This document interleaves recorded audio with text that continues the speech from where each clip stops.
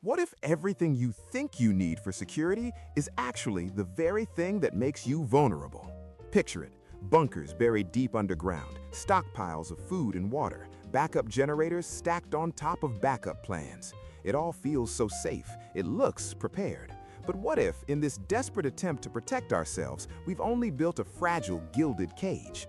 Today, we're diving headfirst into the prepper's paradox, a radical idea that turns modern survival culture completely on its head.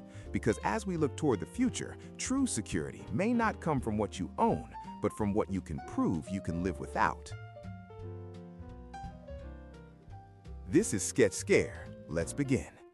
For decades, the gospel of preparedness has been a simple one: get more. More supplies, more weapons, more infrastructure.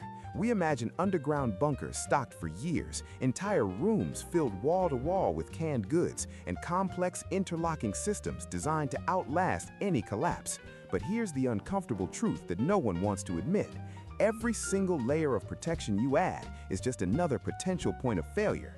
That bunker, it needs constant maintenance. Those stockpiles, they expire. The generators need fuel that you can't produce. The water filters need replacements you can't manufacture. And the worst part, all of these systems, all this stuff, makes you completely reliant on the very external supply chains you were trying to escape. The more you accumulate, the more you depend, and dependency is the definition of fragility. Let's pause on that thought.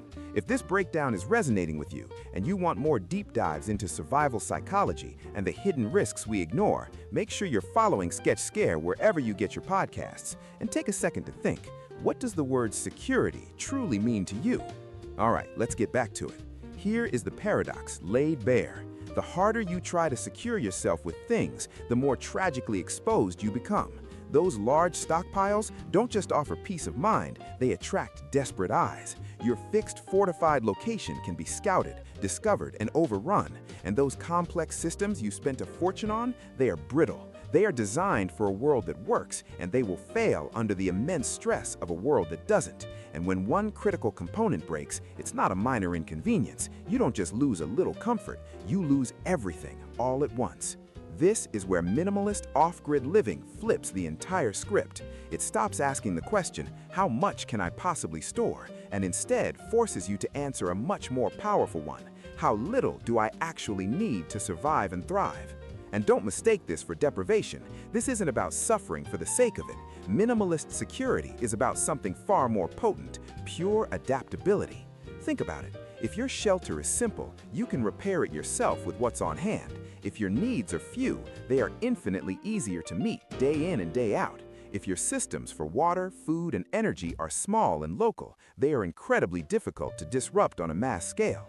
You have no massive footprint to give you away. You present no obvious target to the desperate or the greedy. There is no single catastrophic failure point that can bring your entire world crashing down. Real security isn't hiding underground with a mountain of supplies you can't replace. It's the deep, unshakable knowledge that you can move, you can rebuild, you can adapt, no matter what happens, anywhere. But maybe the most surprising part of the prepper's paradox isn't about the physical world at all. It's about what happens inside your own head. When you intentionally let go of all that excess, you also let go of the constant gnawing fear that comes with it. The fear of running out, the fear of having to defend what you own from those who have nothing, the deep, dark fear of waking up one day and finding it all gone. Minimalism doesn't just protect your body from the outside world, it frees your mind from the prison you've built inside. So I'll leave you with this question: if everything you knew fell apart tomorrow, would the security you've built hold you in place like an anchor, or would it set you free? Because in the end, the most dangerous thing to depend on might just be all the things you thought were keeping you safe. This is Sketch Scare, and sometimes true survival begins not with addition, but with subtraction.